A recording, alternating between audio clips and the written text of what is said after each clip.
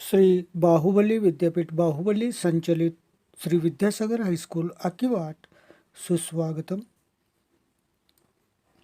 विषय हिंदी संयुक्त कक्षा 8वीं व्याकरण संज्ञा सर्वनाम विशेषण। आज हम व्याकरण के इस भाग में संज्ञा सर्वनाम और विशेषण के प्रकार देखेंगे। Let's begin.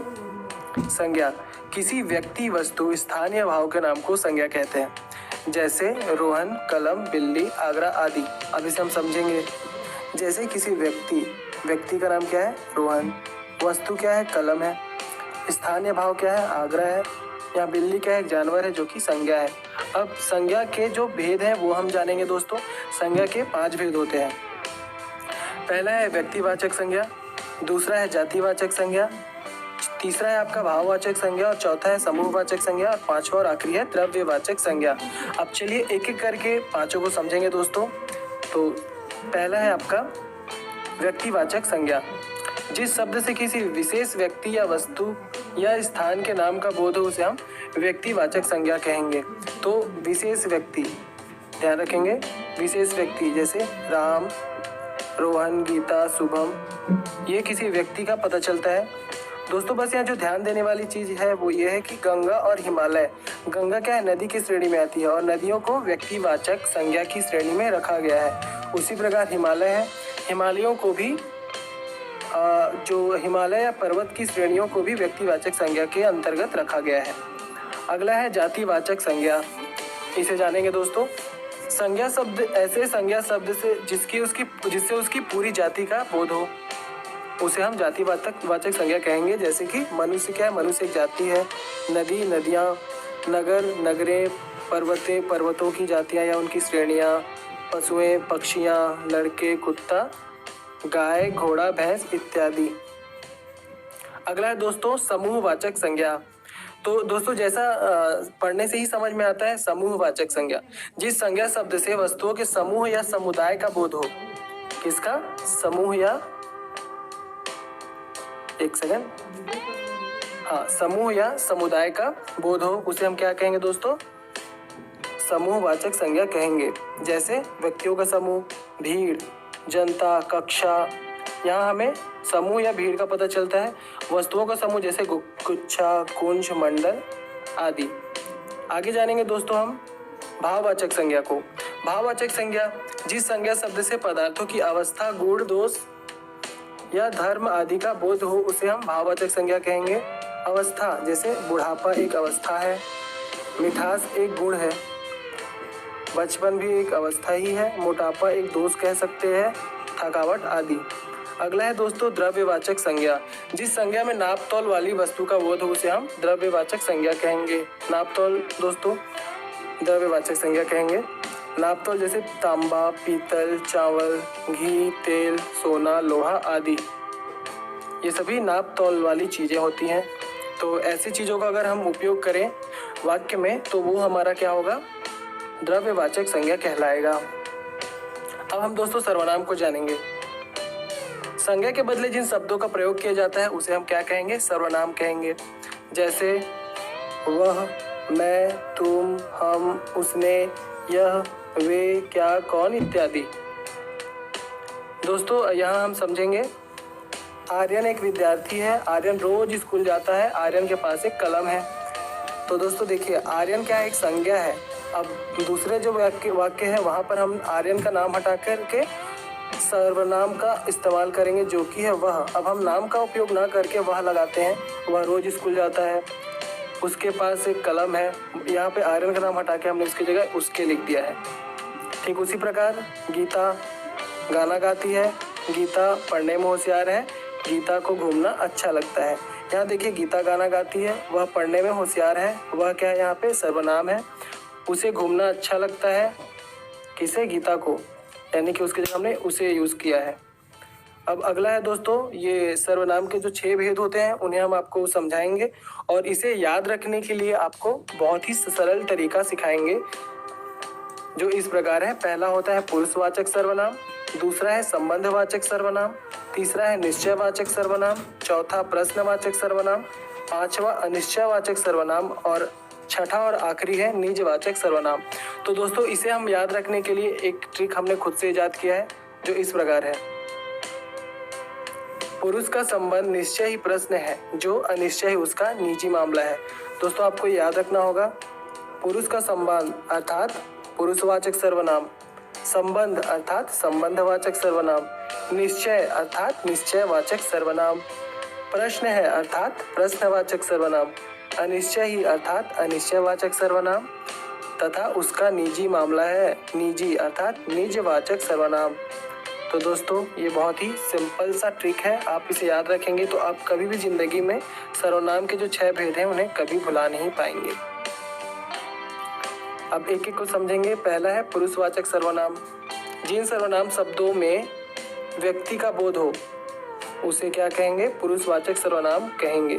जैसे मैं आता हूँ, तुम आते हो, वह भागता है, यह व्यक्ति का बोध हो रहा है। उसी प्रकार इसके प्रकार पुरुषवाचक जो सर्वनाम है उसके प्रकार, पहला है अन्य पुरुष, दूसरा है मध्य पुरुष, तीसरा है उत्तम पुरुष। दोस्तों अब तीनों को हम समझेंगे उदाहरणों के साथ। जैसे पहला है वे, अन्य पुरुष, वे, उसके, उनको। जब हम किसी तीसरे व्यक्ति के बारे में या किसी थर्ड पर्सन के बारे में बात करें वहाँ पे अन्य पुरुष होता है। मध्यम, अगर हम एक दो लोग आपस में बात करें, तुम, तुम्हारा, तुमको आदि, तो वहाँ पे मध्यम पुरुष होता है। और यदि हम स्वयं के बारे में बात करें वहाँ पे उत्तम पुरुष होता है, जैसे मैं, मेरा आदि। अब अगला है निश्चयवाचक सर्वनाम। जिस सर्वनाम में किसी बात और वस्तु का बोध निश्चय भाव प्रकट करे, जैसे वे, यह, वह निश्चय भाव प्रकट करते हैं, वहाँ पे निश्चयवाचक सर्वनाम होता है। अब तीसरा है दोस्तों अनिश्चयवाचक सर्वनाम। जिस सर्वनाम में किसी बात और वस्तु का बोध निश्चय भाव प्रकट न करे, जैसे कुछ मतलब कितना है ये नहीं पता हमें, लेकिन कुछ है ये पता है। कोई मतलब कोई है, कितना है, कौन है ये नहीं पता हमें। ज़्यादा, कितना ज़्यादा है ये हमें नहीं पता। तो यानी कि क्या बता रहा है? अनिश्चयवाचक सर्वनाम को बता रहा है। अब अगला है दोस्तों संबंधवाचक सर्वनाम। इसको समझेंगे दोस्तों। एक सर्वनाम का दूसरे सर्वनाम से संबंध हो, एक सर्वनाम का दूसरे सर्वनाम से संबंध हो, तो देखेंगे दोस्तों जैसे जो परिश्रम करेगा उसे सफलता मिलेगी।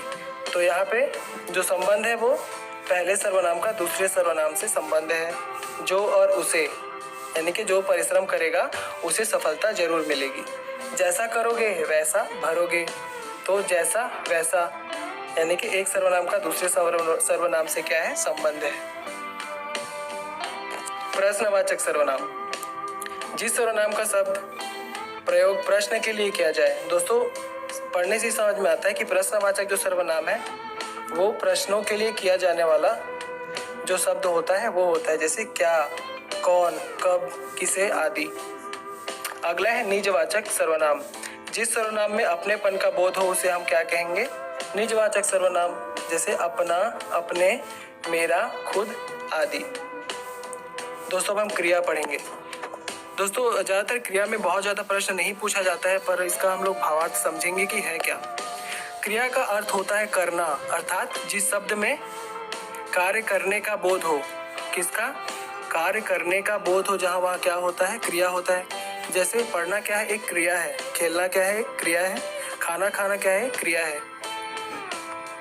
क्रिया के दोस्तों भेद याद रखेंगे। संयुक्त क्रिया, प्रेरणार्थक क्रिया, नाम धातु क्रिया और चौथा है पूर्वकालिक क्रिया। तो दोस्तों क्रिया में हम इतना ही जानेंगे क्योंकि क्रिया में इससे ज़्यादा कुछ नहीं पूछा जाता है, प्रश्नों में लगभग बहुत ही कम पूछे जाते हैं। अगला हम विशेषण को समझेंगे जो कि बहुत ही महत्वपूर्ण है।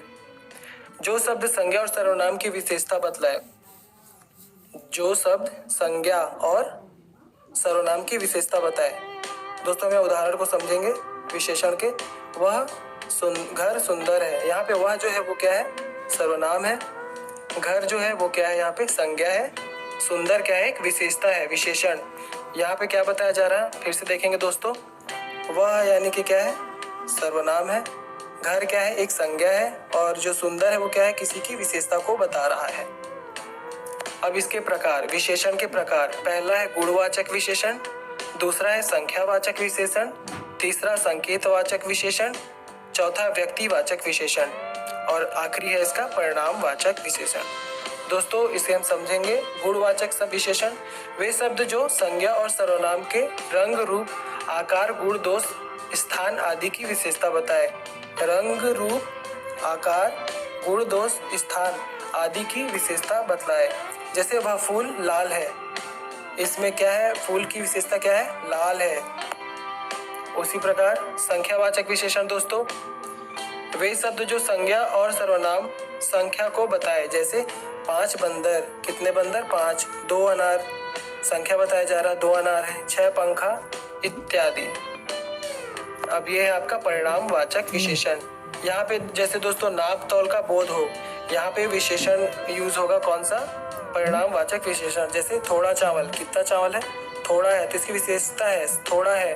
तोला भर सोना, कितना है, तोला भर है। बहुत दाल, यानी कि विशेषता है कि दाल क्या है, बहुत है। संकेतवाचक विशेषण जो शब्द संज्ञा और सर्वनाम की ओर इशारा करते हैं। यह बिल्ली बड़ी है, तो दोस्तों जैसा क्या है, संज्ञा और सर्वनाम की ओर इशारा करते हैं। यह बिल्ली, यह क्या है, सर्वनाम है, बिल्ली क्या है, संज्ञा है। उसी प्रकार वह घोड़ा, सर्वनाम, संज्ञा इत्यादि। व्यक्तिवाचक विशेषण जिन विशेषण शब्दों की रचना व्यक्तिवाचक संज्ञा से होती है। जैसे बिहार से बिहारी, समझेंगे दोस्तों व्यक्तिवाचक विशेषण को। विशेषण शब्दों की रचना व्यक्तिवाचक संज्ञा से होती है, तो बिहार से बिहारी, राजस्थान से राजस्थानी लोग, है ना। तो यहाँ पे क्या है, व्यक्तिवाचक विशेषण। जैसे कि अगर कोई बिहार से व्यक्ति है तो उसे हम बिहारी कहते हैं, राजस्थान से है तो उसे राजस्थानी कहते हैं। तो ये व्यक्तिवाचक विशेषण है, उसकी विशेषता है। तो दोस्तों आज के लिए हम इतना ही पढ़ेंगे और